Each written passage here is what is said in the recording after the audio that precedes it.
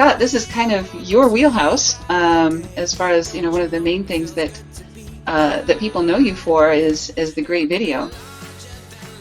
Yes, we started doing video about 3 years ago because we were getting so much access to vintage aircraft and rare aircraft and opportunities, and we started to get requests for it. So we realized the technology of the video cameras is getting better. In fact, it's starting to compete more with the still camera in the way that you can even pull stills off video now. So we've now incorporated that in most of our shooting and offered as a full service, anywhere from storyboarding all the way through final edit. And it's worked really well. It's probably about 50% of our business now. And like Mr. Sanchez said, the videos, even what we're doing for aircraft sales and chartering companies, where we're highlighting their aircraft inside and out, and using beautiful photography and information on those videos to really educate people in a short period of time of what they're getting.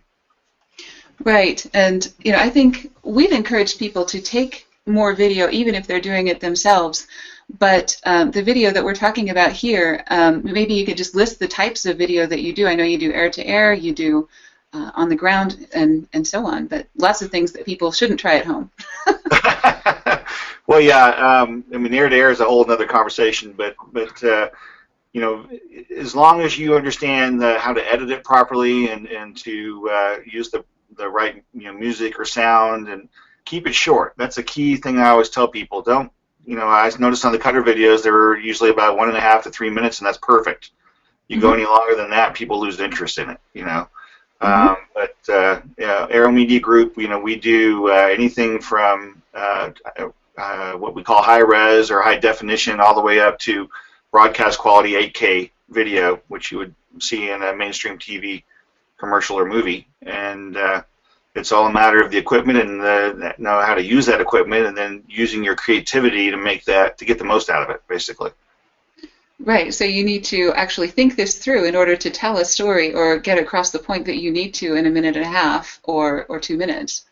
And that's right. In fact, I encourage people that when we're approached about a video is let's work out a script first. So then from a script we can work on a storyboard, and then from the storyboard we have a shot list, and then we can go out and then efficiently and effectively shoot what needs to be done to tell the story properly. Exactly. And then also, even with the videos, you are looking at this, you can tell with the photographer's eye, you're lighting these and framing these, and you're not just recording what's going on, you're actually creating what's going on in order to make it what you need it to be. Right, and we approach it just like the movie industry does, in that once you have your shot list, then you can set up your cameras and your angles and go for the lighting you need to make that shot the best it can be. Excellent. And if you look at our page, there's obviously a lot of shots on there that we call clips. People call us all the time and say, hey, do you have a clip of a P-51, or do you have a clip of a Hawker or something like that we sell? But also there's examples like we were approached by an air show last year to produce a video, and they wanted something that was appealing to the general public more than the aviation enthusiasts. So we came up with shots ahead of time that we wanted to get so that we could attract that audience, and as of today it's got over 2 million views. Wow, that is amazing. Another thing I guess that people ask us about is, of course, there's stock photography. Is there, and I guess you just answered that, such a thing as stock video? There is.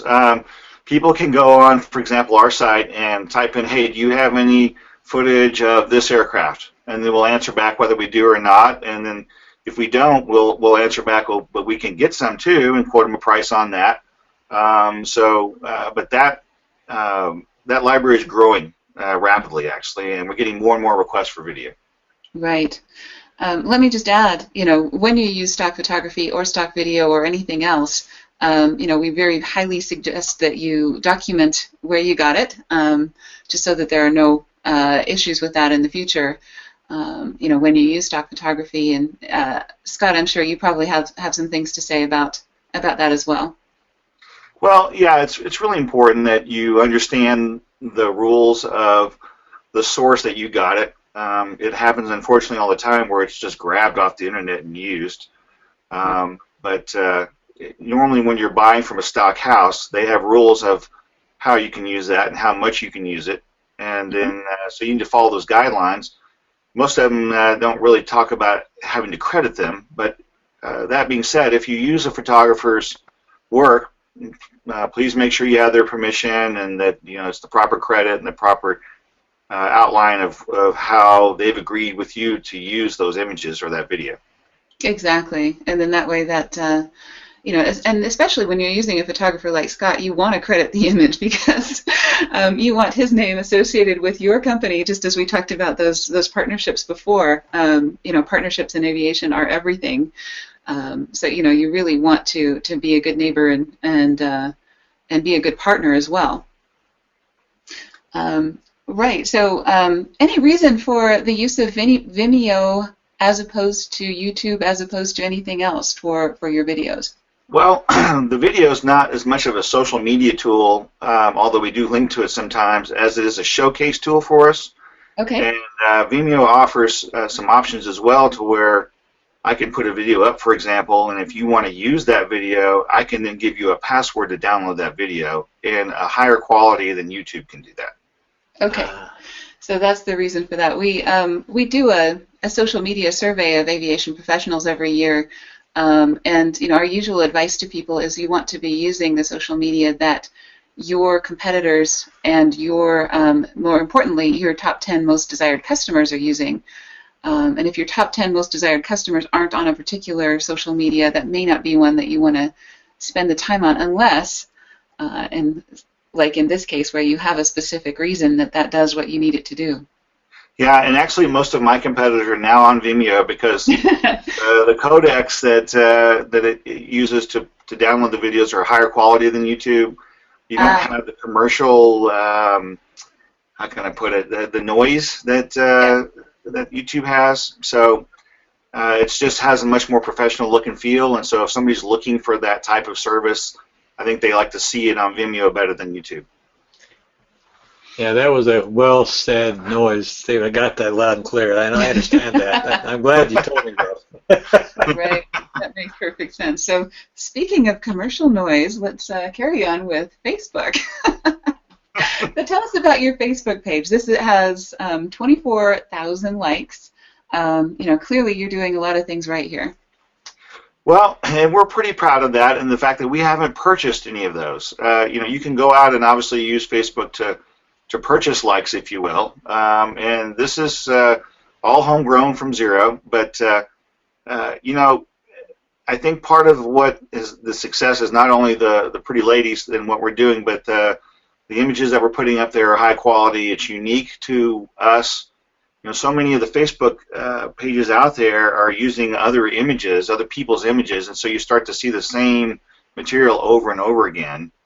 And one of our rules is that we use our own content and we put quality, even though maybe what you see up there is not the very A shot of that photo mission, it's still a really good one, and so that it attracts a lot of attention.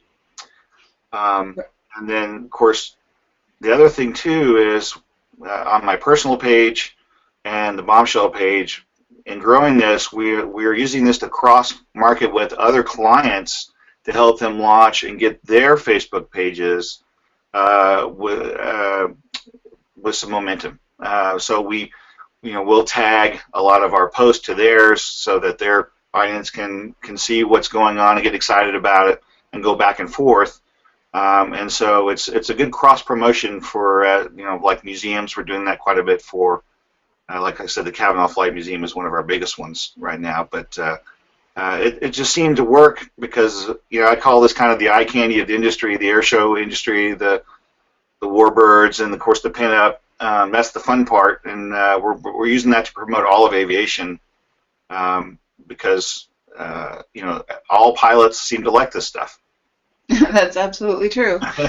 And that cross promotion, I think a lot of people will say, well, Facebook does seem to have a lot of junk on it, and I would say, let's look at your friends list, or let's look at the people who are contributing to your page. And if those are not the quality that you want to be associated with, then you want to go for quality rather than quantity. I mean, you can have a Facebook page that has 100 likes, and if they are the right 100 people, you could be doing a lot of good as far as building community, promoting each other's businesses amongst each other, creating those trusted connections, and showing some really good stuff. But here you got both the quantity and the quality. Yeah, and then the way we approach it is we're not, some people use Facebook as a blog. We actually don't post to try to engage people. We post an informational and an entertainment site. So we want people to come and visit it. We're okay for them to tag it, put it wherever they want. That's why we have our logos all over it, obviously. Yeah. But I'm not trying to get in arguments with people. I'm not trying to get into political discussions, whatever that is. That's not what this is about. This is an entertainment site where people can count on this page to bring them something new and fresh, at least 2 or 3 times a week. Absolutely. Right, and we have to zoom in on the brat. Can you tell us a little bit about, and I know photography is very different, or at least from the photographers that I've worked with, photography is very different for aircraft than it is for human beings. When you're doing a photo shoot of humans, you do a totally different light setup than if you're doing a photo shoot of aircraft, and you do both. So how do you manage that? Well, that's a good point. When we first started doing the models with the aircraft, you have something that's 6 feet or 5 feet tall compared to this huge aircraft. So how do you promote that? Well, the calendar situation is where you have the top page is a full, nice, beautiful air-to-air of the aircraft, so you see it in its natural element, and then the shot of the girl with the aircraft is a close-up with a part of the airplane. And so we try to match with the outfits, the vintage outfits, with maybe a part of the plane that kind of works together. But we always like the soft curvy with the hard metal. It's kind of a neat dynamic, and I think that's what pinup was. One of the things that was attractive to pinup back in the day when it started. But now it can be a challenge to get a good picture of both. But the way we chose to do it in our calendar is to actually have the 2 images so that you get the best of both worlds. I see. Yeah, that makes perfect sense. Yeah. And when you look at a Scott Slocum photograph, there's a certain look that you have, a certain set of lighting and things like that makes it look different than every other. So there's some common visual elements, and maybe you could not give away any trade secrets, but maybe help people develop their own branding from the point of view of what do you want to have in every picture, or what are some of the common elements that maybe they could include. Well, I teach aviation photography, and one of the key elements is to have the patience to work towards the right conditions to shoot the aircraft. For example, the one that you're looking at here, this was actually, if you were standing outside, you would say, well, it's dark. We need to go in. But there was just enough light in the sky to where the reflective aspect of this aircraft picked that up. And then we had the fire department come over, and the Addison Fire Department, and spray the ramp down to get some reflection. And so actually a lot of thought went into this, but the patience of shooting at the right time of day, which was at this point at 8:45, it made all the difference between what a good shot and what people might say is a great shot here. Right. The other aspect of, obviously I'm an artist, but we work very hard to bring out the emotion of the aircraft we're shooting. And I know that might sound hokey to people, but if you're shooting a jet versus a propeller airplane versus a helicopter, those aircraft have different emotions to different people, and we try to accentuate that in the video and the stills that we do, because when it comes down to it, I mean, yes, the utility is a big part of it, but it's also an emotional buy. And we're trying to appeal to that because our goal is to get you to look twice, 3 times at it and say, wow, that is neat, that's cool, I love it. Absolutely. Well, the attention to detail definitely shows in that. So when you look for a background and other kinds of things, you're looking for something that matches, the era and the time and the space of that aircraft, and reflects that. It's not something that you're, clearly using the circumstances of where you are and just trying to get the most efficient photo shoot. That's right, and it's, if I was to give advice to people out there, for example, who are selling aircraft, take a little extra time to find a place on the field that allows you to have what we call a timeless background, or a uncluttered background, and also gives you contrast. If you see on this photo, the Mustang is much lighter than the background, Mm-hmm. and so that's the subject. So you ask yourself, well, what is this a picture of?